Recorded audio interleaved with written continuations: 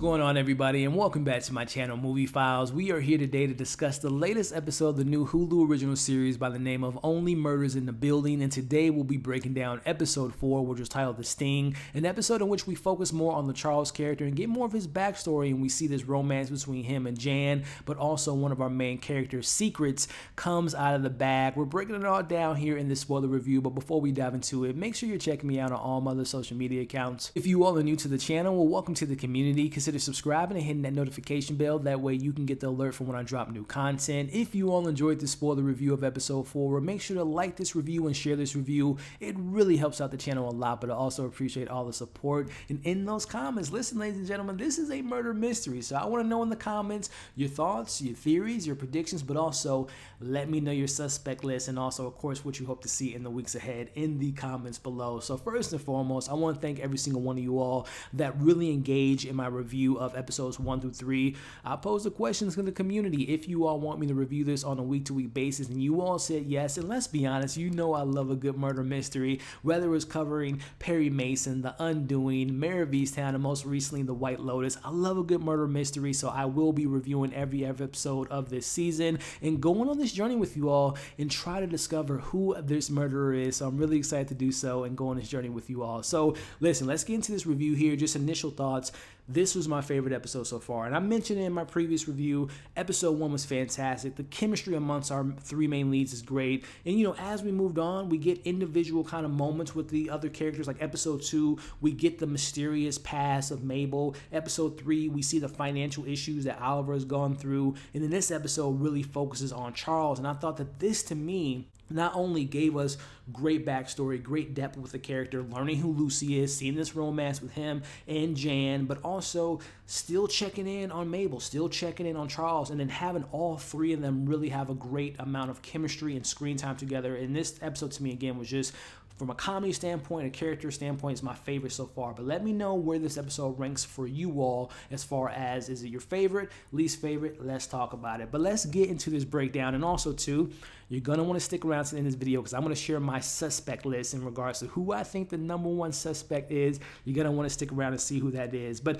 let's get into it. Again, focusing on Charles, learning about Lucy, learning about the Looney Tunes, as well as this romance with Jan was fantastic. But we open up the episode with Oliver, again, seeing what happened last week, Sting and the dog and the poisoning. We get that note and it says, "In this podcast, or I'll end you," which to me, that sounds very personal. First and foremost, I'm a dog dad, so if you're coming for my dog, we're going to have to throw some hands. This is some serious business now if you're messing with someone's family and someone that has a dog. But seeing that letter, that to me not only, you know, makes it clear that this is the murderer, but also this is personal. When you go for someone's family, that's a very personal thing. So I'm just thinking in my head, who is this suspect? We'll get to that a little bit later. But let me know what would you all do if someone poisoned your dog, and let's talk about it in the comment section. But moving forward, we see our crew as Oliver is telling Mabel and telling Charles he thinks it's Sting. He gives all his reasons why, as Mabel sees that recently Sting has recently lost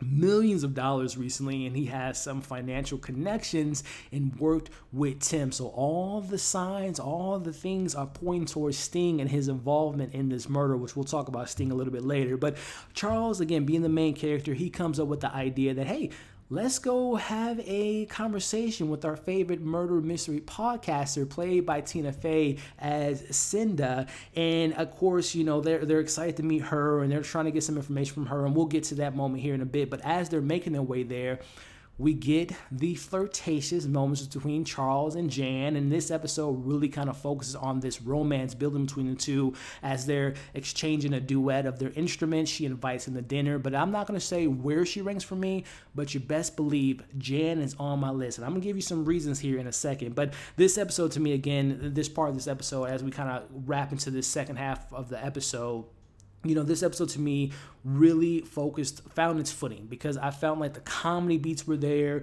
Again, working the three main characters and their chemistry on screen between Charles, Mabel, and Oliver is just fantastic in my opinion. And I felt like it just had such a great balance of the three of them focusing on Charles, but still giving us more information about who this murderer can be as they're going to Cinda, as she tells them to embrace the mess. And also, too, it's important to note that she's been bought out by someone. I'm wondering if we're going to get more of that backstory of Cinda and Tina Fey and her involvement in this particular situation, who might be listening to her that might have got an idea how to get away with murder. So we'll see about that, but a very good scene here, following that up with the advice that Mabel and Oliver give Charles in regards to dating. Again, the comedy in this episode is fantastic, especially when those three are on screen together. But it's in the detail, ladies and gentlemen, especially when it comes to who is the suspect. And this is going to my thoughts on Jan being one of our suspects, as she is on this date with Charles, which was hilarious, by the way. Notice the story that she tells him in regards to her living two lives as a kid, her childhood of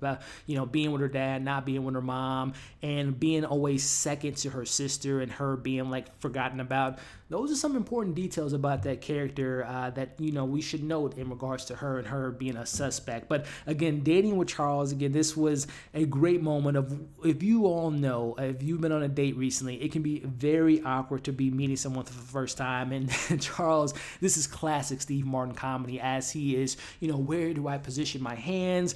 What stories do I tell this person? What red flags do I not give them? I love the awkwardness that was going on this first day. He thinks he's blown it, but he makes up for himself a little bit later. But again, focusing on this character, narratively speaking, in regards to this being the strongest episode in my opinion. Again, him using this murder mystery as a clutch, because we know that he's alone and he really doesn't have a lot of things to look forward to. But this is, to me, again, going back to his character, his situation with the Looney Tunes and all the stuff that we got from him was really, really well developed and really well written in my opinion. But let's go back to the crew as they decide to make a turkey for Sting, which was very weird, but it was a great way to get into his house, which they do. But this is where they get a little bit of the breadcrumbs. They see that, yes, Tim and Sting work together. Tim and Sting had a little bit of a falling out in which Sting fired him, and this is where Sting kind of lets it all out, right? He says that, I thought I was responsible for his death because I yelled at him, I fired him, and I told him to just kill himself. So Sting the whole time is thinking that he was responsible for his death, but no, he wasn't. This is where they say, no, he was murdered, and Sting's like, oh, okay, well, I'm not, okay, it's not my fault, right? All this stuff that he was going to do with the tour and moving out, he's not going to do anymore. So we can take Sting off of our list for now. But again, he does have an issue. It seems like he does have an anger problem, and he doesn't like dogs. So Sting, I mean, you're a great, icon, but, you might still be on our list there. But nonetheless, back to Charles, as he, again, is embracing the mess and the advice that Cinda gave him. He goes to Jan's apartment, tells her all the things that he didn't tell her on the date in regards to his previous relationship with Emma. And this is huge. This is where we learn, finally, who Lucy is, because we've been hearing nothing about Lucy. Is it his ex-girlfriend? Is it a daughter of a sort? And yes, it's a little bit of him being a stepdad to a certain extent to Lucy, as he goes into Emma, and she thought that he was a certain person, but he was kind of living this false life. He's not adventurous as he made it out to be, but they move in together. She brings in her 7-year-old daughter, Lucy, and this is where we get to kind of development in regards to where the rift came in between Emma and Charles. He was giving Lucy a routine. She didn't really like that. He came up with this idea to go on this family trip, which he thinks this was going to be a great cruise for them to kind of really come together as a family. But unfortunately, the trip didn't go as well as he thought it was, and this is where they kind of broke up. And this is where we get the origins, because throughout the episode, we're seeing the Looney Tunes, right? Why are we seeing Bugs Bunny and Porky the Pig? Well, this was a connection to Lucy. He had hired them to come to the cruise and all that, but unfortunately, this is where they broke apart. So that kind of explains his mental state and why he's seeing them, because he's haunted by this, which again was so great to understand. Number one, who the hell was Lucy this whole time, but also understanding why he has this fear of going on dates and why he has this kind of like fear of like letting himself be himself in a relationship, because he was lying to Emma in regards to who he was as a person. So really great stuff within this episode and that character. So he gets the courage to ask her out on a second date, and she agrees to go on this. But again,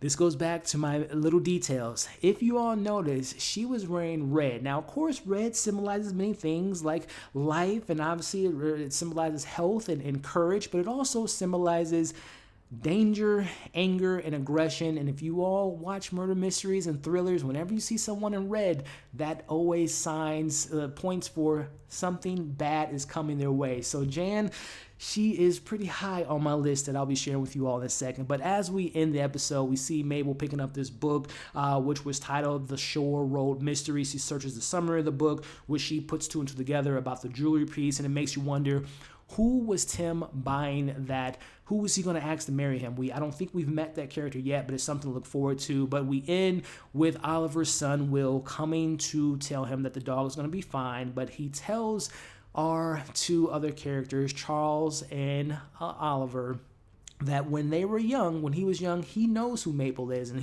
they're working on this podcast together. Did you all know that she knew Tim and she grew up with him? And she's not good news. One of her best friends, we knew this from episode 2, was pushed off of the building and died, and obviously she knows Tim, and she didn't want to tell them, at least this is what Will is saying, that she has connection to him because it might make her look suspect, which makes me wonder, Will, what's going on with you, Will? How do you obviously you knew these people, you knew these kids growing up. Do you have beef with Tim? Do you have beef with Maple? Why was he so is this kind of distracting his dad and obviously Charles from getting off of his scent? I don't know. Will might be a suspect on my list. But either way, we end the episode with a mysterious character, that the same character we saw in episode 1. This character is following Maple on the streets. And again, it'll be interesting to see when that hood's revealed. Who is it? A man? Is it a woman? Only time will tell. And we end with Cinda on her podcast, and we see on the screen a few months from now, as she's talking about her next case and her next series will be Only Murderers in the Building, end of the episode. So again, I told you all I'm going to share my list with you all, my suspects, and I'm going to go with number 1 for me is Amy Ryan as Jan. Again, whether it's the red dress, whether it's her living 2 lives, and just seeming so perfect, right? Seeming like she is the perfect fit. I think that unfortunately she's going to break Charles' heart because she's going to reveal herself to be the murderer. Now, why she killed him, we'll obviously have to develop that and figure out what were their connections. Was she maybe the mother of the girl that was on the roof? And obviously she lied. We know that the kid that went to jail was obviously the suspect in her death, so maybe there's some connections there. Let me know your thoughts on Jan's character, but also too, we can't leave out obviously the friend that came back from jail. He might have some connections. We haven't met that character yet in regards to the present day. We saw him in the past, so I think he's a suspect. But also the character from Unit G. He just seems too nice to me. The guy that says, I emailed or FaceTime Lucy today and all that stuff, he seems just too nice. I think that's someone we should keep an eye out for. But like I said, for me, number 1 is Jan. But let me know your suspect list. Let me know your thoughts, your theories, as well as who do you think will be revealed to be the murderer in the coming weeks. Let's talk about it in the comments. Hope you all enjoyed this review. Hope you're staying safe. Again, if you stuck around to this point in the video, I appreciate you. Make sure if you haven't already, before you exit this video, like it, share it, leave your thoughts in the comments. Of course, subscribe to the channel. Hit that bell, that way you don't miss any of my reviews for this show and many other shows and movies that I cover on this channel. Thank you again for watching this review, and we'll see you on the next video.